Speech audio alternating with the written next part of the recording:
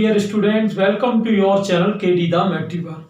आज अपन बात करेंगे कोऑर्डिनेट ज्योमेट्री के एक इंपॉर्टेंट टॉपिक की, जिसका नाम है बिंदु यानी पॉइंट। देखिए, आज मैं आपको पूरे इंपॉर्टेंट जो भी 16 पॉइंट है इसके सारे के सारे एक ही वीडियो में डिस्कस कराऊंगा। सभी रिलेटिव एग्जांपल्स भी अपन साथ साथ करेंगे, तो वीडियो थोड़ा लंबा होगा, लेकिन क्योंकि ये हर मैथ स्टूडेंट के लिए एक मोस्ट इंपॉर्टेंट वीडियो है। 11th 12th IIT और अपना एयरफोर्स, नेवी, एनडीए जितने भी स्टूडेंट्स हैं वो सभी इसको बिल्कुल लास्ट तक देखें, बीच में बिल्कुल भी स्किप नहीं करें।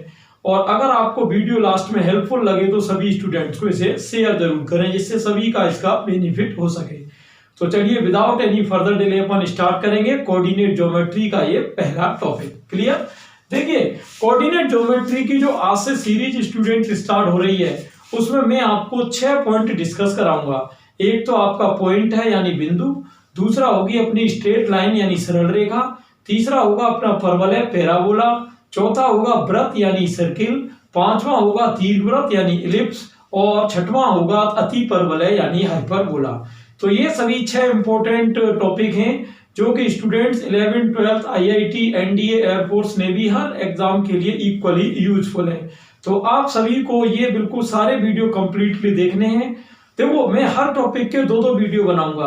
पहला जो वीडियो होगा स्टूडेंट्स वो तो होगा आपका थ्योरी पार्ट से रिलेटेड, और जिसमें बीच बीच में मैं एग्जांपल भी लूंगा। और लास्ट जो वीडियो होगा इसका पार्ट 2 यानी हर सेक्शन का पार्ट 2, उसमें मैं जो एयरफोर्स, नेवी, IIT में जो इनके प्रीवियस एग्जाम्स में क्वेश्चन आए हुए हैं उनको लेकर बात करूंगा। क्लियर? तो इस तरह से आपकी बेसिक कंसेप्ट यानी थ्योरी भी क्लियर हो जाएगी, और आप ये भी देख पाएंगे कि क्वेश्चन जो है वो एग्जाम्स में किस तरह के पूछे गए हैं। सबसे पहली चीज तो यही है कि बिंदु यानी पॉइंट होता क्या है। बिंदु यानी पॉइंट होता क्या है? देखिए, अगर हम ऐसे कोई भी सर्किल को इमेजिन करें जिसकी रेडियस 0 हो, तो उस वृत्त को कहते हैं बिंदु, यानी शून्य त्रिज्या वाले वृत्त को अपन क्या कहेंगे? बिंदु कहेंगे। क्लियर? कहने का मतलब कि बिंदु यानी पॉइंट एक ऐसा सर्किल है जिसकी रेडियस 0 है। क्लियर? यानी पॉइंट एक ऐसा सर्किल है जिसकी रेडियस 0 है। अब जैसा कि हम जानते हैं कि रेडियस 0 वाला सर्किल बनना इम्पॉसिबल है, तो कहने का मतलब उसी इम्पॉसिबल सर्किल को अपन क्या कहते हैं? पॉइंट। क्लियर? इस तरह से अब यहां पर बात करते हैं इससे आगे के पॉइंट का निरूपण कैसे करेंगे, और ये सबसे पहले लाइमलाइट में कब आया। तो 1637 में आपने 9th 10th में कोऑर्डिनेट ज्योमेट्री में पढ़ा होगा कि 1637 में रेनी डेस्कार्टे जो है एक मैथमेटिशियन थे। इन्होंने एक पद्धति शुरू करी थी जिसका नाम था कार्ती पद्धति यानी कार्टेशियन सिस्टम। तो उसकी स्टार्टिंग इन्होंने किसको लेकर करी? बिंदु को लेकर। क्लियर? बाद में और भी इसमें फर्दर टॉपिक आते चले गए। तो इन्होंने देखिए बिंदु का निरूपण यानी रिप्रेजेंटेशन ऑफ पॉइंट कैसे किया। जैसे कि इन्होंने क्या किया कि जैसे कोई दो वास्तविक संख्याएं हैं, मान लो कोई भी दो वास्तविक संख्याएं हैं x और y। क्लियर? उनका इन्होंने बनाया युग्म, और उस युग्म को पॉइंट यानी p नाम दे दिया, और ये दोनों रियल नंबर मिलके जो युग्म बना रहे हैं इस युग्म को कहते हैं निर्देशांक। निर्देशांक यानी निर्देशी अंक। क्लियर? यानी ऐसे अंक जो कोई निर्देश देते हो। अब ये किसके बारे में निर्देश देते हैं? देखिए, जिसमें x कोऑर्डिनेट जो है ये तो आपका कहलाता है भुज, जिसको कि हम कहते हैं एब्सेस। क्लियर? एब्सेस कहते हैं जिसको, भुज। और दूसरा y होता है आपका ऑर्डिनेट, इसको कहते हैं अपन कोटि। क्लियर? इस तरह से। अब ये भुज और कोटि क्या होती हैं? देखिए, भुज और कोटि क्या होती हैं उसके बारे में मैं आपको बता दूं। जैसे मान लो ये आपका कोई कार्तीय तल यानी चतुर्थांश है। क्लियर? ये आपका है x एक्सिस और ये है y एक्सिस, और ये कोई पॉइंट है। तो अगर मान लो मैं इस पॉइंट से y और x अक्ष पे परपेंडिकुलर यानी लंब डालूं, यानी इस P से मैं x और y अक्षों पे लंब डालूं, तो जो x अक्ष पर डाला गया लंब है ये तो कहलाता है कोटि, इसे व्यक्त करते हैं y से, और जो y अक्ष पर डाला गया लंब है इसको कहते हैं भुज, और इसे व्यक्त करते हैं x से। क्लियर? और इस तरह से इस पॉइंट के कोऑर्डिनेट बन जाते हैं x, y। तो ये पिक्चर है स्टूडेंट किसकी, पॉइंट की। तो आपने देखा फर्स्ट पॉइंट में हमने किससे बात करी, बिंदु की एक तो डेफिनेशन, क्या होती है बिंदु की डेफिनेशन, शून्य त्रिज्या वाले वृत्त को अपन क्या कहते हैं, बिंदु। क्लियर, ये एक इमेजिनरी सर्कल की तरह होता है, यानी काल्पनिक वृत्त होता है। और बिंदु का जो रूपांतरण है कार्तीय तल में वो किसने किया, रेनी देकार्ते ने 1637 में। और पॉइंट के जो दो कोऑर्डिनेट होते हैं, एक्स कोऑर्डिनेट और वाई कोऑर्डिनेट, तो एक्स कोऑर्डिनेट को तो कहते हैं भुज यानी एफसेक, और वाई कोऑर्डिनेट को कहते हैं कोटि यानी ऑर्डिनेट। अब जो भुज और कोटि होते हैं वो होते क्या हैं, अगर किसी बिंदु से एक्स अक्ष पर लंब डालें तो डाले गए लंब की लंबाई कोटि कहलाएगी, और अगर पॉइंट से हम वाई अक्ष पर लंब डालें तो डाले गए लंब की लंबाई भुज यानी एक्स कहलाएगी। क्लियर, अब चलते हैं इसके सेकंड पॉइंट पर। तो सेकंड पॉइंट है अपना स्टूडेंट समकोणीय कार्तीय निर्देशांक यानी रेक्टेंगुलर कार्टेशियन सिस्टम। अब ये देखिए रेक्टेंगुलर कार्टेशियन सिस्टम क्या होता है, जैसे हम कोई कागज के तल को या कोई भी तल को, समतल को अपन 4 बराबर भागों में बांटे, कितने बराबर भागों में, 4 बराबर भागों में बांटे, जैसे एक्स एक्स डैश और वाई वाई डैश, इस तरह से। तो जो एक्स एक्स डैश है, जिसको आप एक्स एक्स डैश कह रहे हो यानी क्षैतिज रेखा कह रहे हो, इसको कहते हैं क्षैतिज अक्ष यानी हॉरिजॉन्टल एक्सिस। क्लियर, ये। और एक आपका रहता है वाई वाई डैश, इसको हम कहते हैं ऊर्ध्वाधर एक्सिस, ऊर्ध्वाधर, उसको हम कहते हैं ऊर्ध्वाधर अक्ष यानी वर्टिकल एक्सिस। क्लियर, तो ये दोनों अक्ष जिस बिंदु पर काटते हैं उस बिंदु को कहते हैं ओ। ठीक है, और ये ओ होता है इसलिए क्योंकि इसको कहते हैं ओरिजिन यानी मूल बिंदु।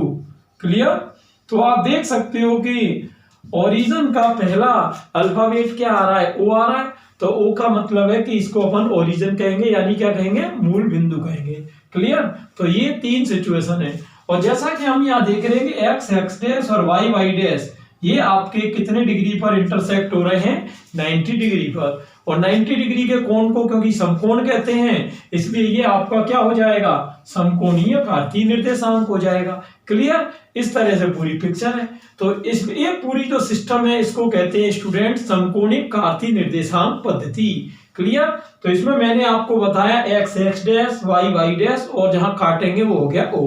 अब देखिए इसमें होता क्या है, जो आपका ये दिख रहा है आपको एक्स ओ वाई, ये आपका पहला चतुर्थांश कहलाता है, फर्स्ट क्वाड्रेंट कहलाता है। ये आपको जो दिख रहा है student X dash O Y, ये आपका सेकंड क्वाड्रेंट कहलाता है। और जो थर्ड है ये है X dash O Y dash, तो ये आपका थर्ड हो जाएगा। और इसी तरह से ये फोर्थ। इनको याद रखने के लिए आप एंटी क्लॉकवाइज ऑर्डर यानी वामावर्त क्रम को ध्यान रखेंगे। घड़ी की दिशा के विपरीत क्रम में आपको घुमाना है, तो ये हो गए 4 आपके चतुर्थांश। बिल्कुल क्लियर है, चलिए ठीक है। अब देखो इनके चिन्ह कैसे याद करने हैं मैं आपको बता देता हूं। जैसे आप ये देखो पहला क्वाड्रेंट क्या है, X O Y, X O Y. दूसरा क्वाड्रेंट क्या है, दूसरा एक्स डैश ओ वाई, हमेशा एक्स वाले को पहले रखना है। थर्ड है आपका X dash O Y dash. Clear, fourth है आपका X O Y dash, X O Y dash. अब आप ये देखो जहां पर स्टूडेंट्स आप यहां पर ये देख सकते हैं जहां पर डैश आ रही है वहां तो लगेगा माइनस, और जहां विदाउट डैश है यानी डैश नहीं है वहां लगेगा प्लस। तो जैसे कि एक्स ओ वाई है तो यहां आपका आ जाएगा प्लस प्लस। क्लियर, ये है X dash O Y, X dash O Y का मतलब है यहां आ जाएगा माइनस प्लस। और ये है X dash O Y dash, यहां आ जाएगा माइनस माइनस। और ये है एक्स ओ वाई डैश, यहां आ जाएगा प्लस माइनस। क्लियर, इस तरह से। तो जहां डैश है वहां माइनस लगाना है। तो इस तरह से चारों चतुर्थांशों के चिन्ह हो गए अपने। और ये चारों समकोणिक चतुर्थांश है क्योंकि सब में 90 डिग्री का यहाँ पर अंतराल है, यानी जो बीच का कोण है वो कितना है, 90 डिग्री। क्लियर, तो इसको कहते हैं स्टूडेंट्स, ये जो पूरा आप तल देख रहे हैं, ये 4 चतुर्थांशों को जो आप तल देख रहे हैं इसको कहते हैं आर्गेंट तल, या इसको चतुर्थांश तल भी कह सकते हैं, चतुर्थांश तल। और या इसको रेनी देकार्ते के नाम पर इसको कार्तीय तल यानी कार्टेशियन प्लेन भी कहते हैं। क्लियर। चतुर्थांश क्यों कहते हैं? 4 बराबर के अंश यानी 4 बराबर के भाग। चतुर्थांश को इंग्लिश में क्या कहेंगे? क्वाड्रेंट्स कहेंगे। Clear student. ये चलते हैं अब सीधे थर्ड पॉइंट की तरफ। तो अब हम बात करेंगे पॉइंट नंबर थर्ड में, यहाँ पर कार्तीय और ध्रुवीय निर्देशांक की, जिसको कहते हैं कार्टेशियन एंड पोलर कोऑर्डिनेट्स। अब ये क्या होते हैं देखिए, जैसे कि मान लो ये कोई कार्तीय तल है, कार्टेशियन प्लेन है, ये मैंने एक्स और वाई कोई पहला चतुर्थांश ले लिया। क्लियर। अब जैसे मान लो ये है आपका पॉइंट, इसके कोऑर्डिनेट है एक्स कोमा वाई। देखो जब हम किसी पॉइंट को एक्स कोमा वाई की फॉर्म में लिखते हैं यानी दोनों रियल नंबर्स हैं, तब तो इसको कहते हैं कार्तीय निर्देशांक पद्धति। जैसे कि यहां मैंने पहले भी बताया था, जैसे आपने किसी को पॉइंट को लिख दिया 1,2, तो ये भुज हो जाता है, ये क्या हो जाती है? कोटि। क्लियर। इसमें जैसा कि मैंने आपको बताया कि पी से अगर हम लंब डालें, जैसे मान लो ये पी से मैंने लंब डाल दिया यहाँ P A. Clear. P A लंब डाल दिया, तो अब यहां से जैसे ही मैं देखिए ये डिस्टेंस अगर हमसे कोई पूछे तो ये तो हो जाएगी एक्स, और ये वाली अगर डिस्टेंस हमसे पूछे तो ये हो जाएगी हमारी वाई। तो ये तो होते हैं कार्तीय निर्देशांक एक्स कोमा वाई। अब देखिए इसमें एक और वर्ड ऊपर लिखा है ध्रुवीय निर्देशांक। ये क्या होते हैं? ध्रुवीय निर्देशांक। देखिए जैसे कि अगर मान लो P से हम O को मिलाती हुई लाइन खींचें, P से O को मिलाती हुई, तो इस लाइन को जो वेक्टर डिनोट करता है इसको कहते हैं आर वेक्टर। क्या कहते हैं? R vector. ये जो ओपी वेक्टर आपको दिख रहा है इसका मतलब होता है आर वेक्टर। और आर वेक्टर को क्योंकि कहते हैं त्रिज्य सदिश, और त्रिज्य सदिश की स्पेलिंग हो जाती है रेडियस वेक्टर। क्या हो जाती है? Radius vector. क्लियर। तो ये अब देखो इस रेडियस वेक्टर की जो लेंथ है यानी length of OP vector, OP सदिश की जो लंबाई है इसको कहते हैं स्मॉल आर। क्लियर। ये जो त्रिज्य सदिश की लंबाई है इसको कहते हैं स्मॉल आर, ये जो ओपी वेक्टर है। क्लियर। चलिए ठीक है, ओ से पी तक की लंबाई कितनी हो गई? Small are. और एक्स अक्ष द्वारा जो यहाँ एंगल बनाया जाता है उसको कहते हैं थीटा। क्लियर। ये जो ओपी और ओए के बीच में जो एंगल बना है इसको कहते हैं थीटा, यानी एंगल आप देख सकते हो POA, ये हो गया आपका थीटा। क्लियर। अब अगर मान लो कोई व्यक्ति एक्स कोमा वाई को आर कोमा थीटा की फॉर्म में लिखे, एक्स कोमा वाई को आर कोमा थीटा की फॉर्म में लिखे, तो इसको तो कहते हैं कार्तीय निर्देशांक, कार्तीय निर्देशांक। और इसको हम कहते हैं ध्रुवीय निर्देशांक, पोलर। यानी ये हो गए कार्टेशियन कोऑर्डिनेट्स यानी कार्तीय निर्देशांक, ये हो गए पोलर कोऑर्डिनेट्स यानी ध्रुवीय निर्देशांक। अब आप सोच रहे होंगे इनको मैं एक से दूसरे में कैसे चेंज करूंगा, चलिए उसकी बात कर लेते हैं, आपस में कैसे बदले जाएंगे। तो थोड़ा डायग्राम पर आप ध्यान दें। डायग्राम पर अगर हम ध्यान दें तो आपको दिख रहा होगा कि जो आर है, आप देखिए यहां एक समकोण त्रिभुज की मैं बात कर रहा हूं, समकोण त्रिभुज POA, समकोण त्रिभुज POA। आप POA में डायग्राम पर देखो तो POA में अगर आप जाओगे तो आपको दिख रहा होगा कि R जो है वो किसका काम कर रहा है? कर्ण का। तो यानी पाइथागोरस से हम कह सकते हैं कि R की वैल्यू आ रही है √x² plus Y square, √x² plus Y square. और अगर हम यहां पर इसी में थोड़ा ध्यान से देखना, अगर मैं इसी में टेन थीटा आपसे पूछूं कि टेन थीटा क्या होगा, तो टेन थीटा आप बताओगे लंब बटे आधार यानी y बटे x, तो थीटा का मान हो जाएगा tan inverse y upon x। तो यहां देखिए हमेशा एक चीज ध्यान रखना कि r का मान पूछे तो √x² प्लस वाई स्क्वायर से बताना है, और थीटा का पूछे तो tan inverse y upon x से बताना है। क्लियर।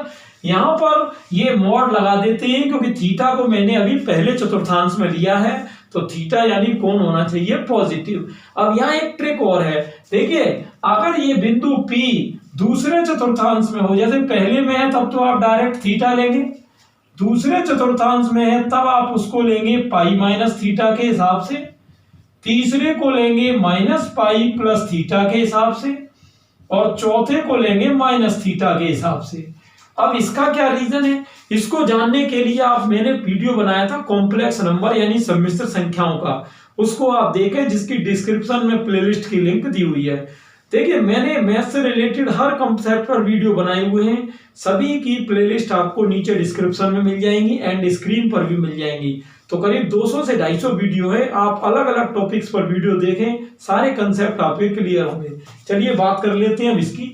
तो जैसा कि हमने यहाँ देखा कि अगर आपको एक्स और वाई दिए हों तो आप आर भी ज्ञात कर सकते हो, थीटा भी ज्ञात कर सकते हो। क्लियर? इस आर को कहते हैं मापांक और इस थीटा को कहते हैं कोणांक। यानी आर को कहते हैं मापांक यानी मैग्नीट्यूड या मॉड्यूलस, और थीटा को कहते हैं कोणांक यानी आर्ग्यूमेंट या एम्पलीट्यूड। क्लियर? अब देखते हैं एग्जाम्पल से आपको पिक्चर क्लियर हो जाएगी। जैसे मान लो मैंने एग्जाम्पल ले लिया आपका 1,√3। 1,√3। अब आप देख रहे हैं 1,√3 अभी कौन सी पद्धति में है? ये अभी कार्तीय पद्धति में है, यानी एक्स और वाई की वैल्यू दी हुई है। अब मान लो अपने को निकालना इसमें आर और थीटा का मान, तो देखते हैं कैसे निकलेगा। आर आपका हो गया √x² + y², तो ये आपका हो जाएगा √x की वैल्यू कितनी है? 1, 1 का स्क्वायर 1, √3 का 3 यानी 2 हो गया। थीटा निकालेंगे जो कि tan इनवर्स mod y/x से आएगा। क्लियर? ये चलिए देखते हैं tan इनवर्स। अब यह y का मान कितना है? √3/1, और √3 आप जानते हो tan में किसी वैल्यू है π/3 की। तो अब आप देख सकते हो जो 1,√3 ये कैसे निर्देशांक थे? ये थे कार्तीय। अब इसको आप ध्रुवी में कैसे बदलोगे? ध्रुवी का मतलब है आर और थीटा की वैल्यू, तो आर की वैल्यू आ गई 2 और थीटा की वैल्यू आ गई π/3। तो इस तरह से हम किसी भी कार्तीय को किस में बदल सकते हैं? ध्रुवी में। अब कोई स्टूडेंट ये भी पूछ सकता है कि सर कार्तीय को ध्रुवी में बदल सकते हैं, तो ध्रुवी को कार्तीय में कैसे बदलेंगे? चलिए उसकी भी बात कर लेते हैं। तो देखते हैं, डायग्राम आपके सामने एक बार फिर से है, और अभी मैंने बतला था कार्तीय को ध्रुवी में, और अब हम इसी के सेकंड पार्ट में बात करेंगे कि ध्रुवी से कार्तीय में कैसे बदलेंगे, ध्रुवी से कार्तीय में। तो चलिए देख लेते हैं इसको। तो ये तो टॉपिक देखो, ये जो चीज है ये पूरी, ये तो आपके काम में कब आएगी? ये काम में तब आएगी जब कार्तीय से ध्रुवी में बदलना हो। अब ध्रुवी से कार्तीय में बदलने के लिए देखो, मैं पहले फॉर्मूला प्रूव कराऊंगा, फिर आप उसका एग्जाम्पल भी देखेंगे। देखो, मैं सबसे पहले चल रहा हूं त्रिभुज फिर से POA में। किसमें चल रहा हूं? POA। आपको डायग्राम दिखाई दे रहा है? चलिए ठीक है। अब POA में आपने देखा अभी मैंने tan थीटा को लिया था, क्या? y/x। अब अगर मैं यहाँ sin थीटा को लूं तो sin थीटा का होता है आपका लंब बटे कर्ण यानी y/r, और cos थीटा का होता है आपका आधार अपॉन कर्ण यानी x/r। क्लियर? ये तो अगर y का मान कोई पूछे तो ये हो जाएगा r sin थीटा, और x का पूछे तो ये हो जाएगा r cos थीटा। क्लियर? अब इस तरह से आप देख सकते हो r और थीटा से xy भी निकाले जा सकते हैं। कैसे? चलो एक एग्जांपल देख लेते हैं। जैसे मान लो किसी ने अपने को एग्जांपल दे दिया कि भाई √2, π/4। अब आप देख सकते हो ये अभी कैसा निर्देशांक है? ये अभी ध्रुवी निर्देशांक है, क्योंकि ये वैल्यू है r और थीटा की। अब वो कहता है इसको कार्तीय निर्देशांक में बदलो, यानी x, y की फॉर्म में लाओ। तो देखते हैं ध्रुवी से कार्तीय में कैसे आएंगे। तो x का फॉर्मूला मैंने आपको बताया r cos थीटा होता है, और y का फॉर्मूला r sin थीटा होता है। क्लियर? तो r कितनी वैल्यू है? √2, और cos थीटा यानी cos π/4, और ये √2 इंटू sin π/4। अब आप जानते हो cos π/4 यानी cos 45 का मान क्या है? 1/√2। तो √2 से √2 कटेगा, 1 आ जाएगा। और sin 45 का मान क्या है? ये भी 1/√2 है, तो √2 से √2 कटेगा, 1 आ जाएगा। तो आपने देखा कि √2, π/4 ये तो अभी कैसे निर्देशांक थे? ये थे आपके निर्देशांक कौन से? ध्रुवी। और इसका कार्तीय रूप क्या बना? 1,1। क्लियर? ये हुई पिक्चर आपकी। तो इस तरह से इस हेडिंग के अंदर हमने क्या देखा कि कार्तीय और ध्रुवी निर्देशांक होते क्या हैं, ग्राफ में इनको व्यक्त कैसे करेंगे, और इन्हें आपस में बदलेंगे कैसे। अब चलते हैं नेक्स्ट टॉपिक की तरफ। तो नेक्स्ट हेडिंग आप देख रहे हैं बिंदु का परावर्तन यानी बिंदु का प्रतिबिंब निकालना यानी रिफ्लेक्शन ऑफ ए पॉइंट। अब आप सोच रहे होंगे ये बिंदु का प्रतिबिंब कैसे निकलता है। देखिए इसमें क्या होता है कि x और y अक्ष को अपन मिरर यानी दर्पण की तरह देखते हैं। तो इसमें 4 पॉइंट कंपटीशन में पूछे जाते हैं। कौन कौन से देखिए अपन डिस्कस करेंगे एक एक करके। देखिए सबसे पहले तो बिंदु का परावर्तन होता है आपका एक्स अक्ष के द्वारा। एक तो आपका बिंदु का परावर्तन किसके द्वारा होता है? एक्स अक्ष के द्वारा। दूसरा आपके किसी बिंदु का परावर्तन हो सकता है वाई अक्ष के द्वारा। क्लियर? वाई अक्ष के द्वारा हो सकता है। तीसरा आपका किसी बिंदु का परावर्तन हो सकता है मूल बिंदु के द्वारा। मूल बिंदु के द्वारा यानी बाई ओरिजिन। और चौथा आपका पॉइंट होता है कि किसी बिंदु का जो परावर्तन है वो रेखा y बराबर x, इसको आइडेंटिकल लाइन कहते हैं यानी तत्समक रेखा, इसके द्वारा भी हो सकता है। रेखा y इक्वल x के द्वारा परावर्तन। तो इस तरह से आप देख सकते हैं कि ये आपके 4 पॉइंट है। अब जैसा भी क्वेश्चन में दिया हो उसी के अकॉर्डिंग अपने को करना है।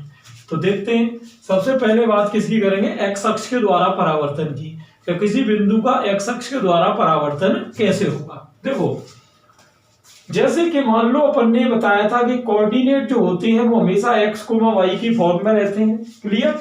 जैसे कि मान लो ये आपका एक्स एक्सिस है और ये आपका पॉइंट है एक्स कोमा वाई। तो परावर्तन यानी प्रतिबिंब का मतलब है कि दर्पण जो है वो यहां रखा हुआ है। तो आपने फिजिक्स में पढ़ा होगा कि जो दर्पण होता है उसके दूसरी ओर प्रतिबिंब बनता है, आभासी प्रतिबिंब, और उसकी डिस्टेंस भी वही रहती है। अब जैसे मान लो ये अगर y है डिस्टेंस, तो नीचे जो बनेगा वो y पर ही बनेगा, लेकिन क्योंकि ये नीचे की तरफ है नेगेटिव है इसलिए इसको -y कहेंगे। क्लियर? दर्पण के पीछे की डिस्टेंस को किस में लेते हैं? माइनस में लेते हैं। तो यहां पर अपन अगर p डैश ले लें, इसके प्रतिबिंब को अगर मैं p डैश मान लूं, तो आप देख रहे हो x तो पॉजिटिव होगा वही है और ये आपका हो जाएगा x कोमा -y। तो यानी अगर x कोमा y दे रखा है तो उसका प्रतिबिंब क्या होगा? x comma -y। जैसे मान लो किसी कंपटीशन में आपसे पूछ लिया कि भाई कोई पॉइंट है 4,5, तो इसका x अक्ष के सापेक्ष प्रतिबिंब क्या होगा? x अक्ष के सापेक्ष प्रतिबिंब क्या होगा? तो आप वहां इजीली बता सकते हैं कि x अक्ष के सापेक्ष प्रतिबिंब हो जाएगा 4,-5। क्लियर? यानी x अक्ष के सापेक्ष प्रतिबिंब में बस क्या करना है? जो y कोऑर्डिनेट है उसका चिन्ह बदलना है। बिल्कुल सिंपल काम है। क्लियर? इस तरह से। अब दूसरा है y अक्ष के द्वारा प्रतिबिंब। देखिए y अक्ष के द्वारा प्रतिबिंब में क्या होता है? जैसे कि मान लो ये आपका y एक्सिस है। क्लियर? ये कोई पॉइंट है आपका x कोमा y। अब जब आप y अक्ष के सापेक्ष प्रतिबिंब ज्ञात करते हो तो p डैश इधर आएगा। तो इसमें होता क्या है? केवल x कोऑर्डिनेट का साइन चेंज होता है, y कोऑर्डिनेट वो का वही रहता है। मान लो जैसे किसी ने एग्जांपल ले लिया कि भाई मेरे पास कोई पॉइंट है -4,3। क्लियर? अब वो कहता है y अक्ष के द्वारा परावर्तन करने पर प्रतिबिंब क्या होगा? y अक्ष के द्वारा परावर्तन करने पर प्रतिबिंब क्या होगा? तो देखते हैं इसकी इमेज क्या बनेगी। तो इसकी इमेज बन जाएगी 4,3। यानी केवल किसका चिन्ह बदलना है? x का चिन्ह बदलना है। तो एग्जाम में ये ध्यान देना कि वो कौन सा अक्ष दे रहा है। अब कई बार वो क्या होता है कि अक्षों के सापेक्ष परावर्तन नहीं करता, वो करता है मूल बिंदु के सापेक्ष। तब अपने को कैसे करना है? देखो मूल बिंदु के सापेक्ष जब कैसे करना है, जैसे कि ये मान लो ओरिजिन है और जो दर्पण है वो O पर रखा हुआ है। तो अगर मान लो कोई पॉइंट इधर x कोमा y है तो इसका जो प्रतिबिंब होगा उसमें दोनों के ही चिन्ह बदल जाएंगे, यानी -x -y हो जाएगा, माइनस का है तो प्लस का हो जाएगा। जैसे कि एग्जांपल मान लो किसी ने कह दिया -4,3 कि इसका O के सापेक्ष यानी मूल बिंदु के सापेक्ष प्रतिबिंब क्या होगा? तो भाई इसमें क्या x और y दोनों के ही चिन्ह बदल दो, 4,-3। तो क्या क्या समझे आप लोग? x अक्ष के द्वारा पूछे तो y वाले का चिन्ह बदलना है, y अक्ष के द्वारा पूछे तो x वाले का चिन्ह बदलना है, और मूल बिंदु के द्वारा पूछे तो x y दोनों का चिन्ह बदलना है। अब क्या कह रहा है? y बराबर x के द्वारा परावर्तन करने पर स्थिति क्या बनेगी? किसके द्वारा? y बराबर x के द्वारा। देखिए y बराबर x क्या होता है? देखिए जैसे मान लो ये आपका x और y एक्सिस है। अब ऐसी रेखा जिसके पास कांस्टेंट नहीं होता वो हमेशा मूल बिंदु से होकर जाती है, तो y बराबर x भी कहां से जाएगी? मूल बिंदु से होकर। इस लाइन को जो y बराबर x लाइन होती है इसको कहते हैं तस्मक रेखा। क्या कहते हैं? तस्मक रेखा या आइडेंटिकल लाइन। आइडेंटिकल लाइन कहते हैं इसको। क्लियर? इस तरह से। अब इसके सापेक्ष परावर्तन का मतलब क्या होता है? देखो, जैसे मान लो यहां पर कोई पॉइंट है x, y। क्लियर? अब इसके सापेक्ष परावर्तन का मतलब है कि प्रतिबिंब इस लाइन के दूसरी तरफ बनेगा। तो प्रतिबिंब दूसरी तरफ बनेगा यानी P डैश। तो ये आपका हो जाता है माइनस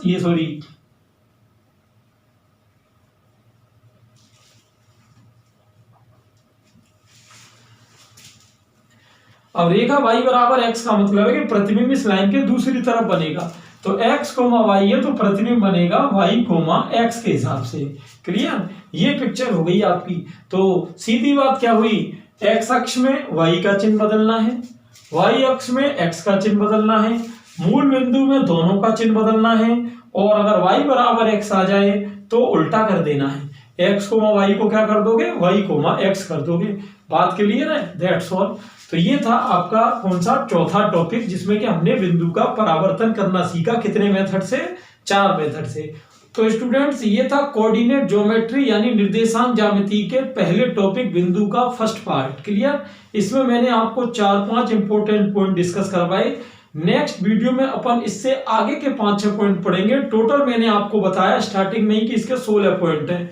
16 पॉइंट में बिंदु से संबंधित जो भी टॉपिक है वो सारे के सारे आपके डिस्कस हो जाएंगे। देखिए, बिंदु का क्वेश्चन हर कंपटीशन में 100% आता है। और सबसे जरूरी चीज क्या है कि ये कोऑर्डिनेट ज्योमेट्री का फाउंडेशन है। यानी जो भी निर्देशांक ज्यामिति में अगर स्टूडेंट्स आता है तो उसको पहले इस टॉपिक पे कमांड करनी पड़ती है, उसके बाद वो रेखा, वृत्त, परवलय, दीर्घवृत्त, अति परवलय इनमें जाएगा।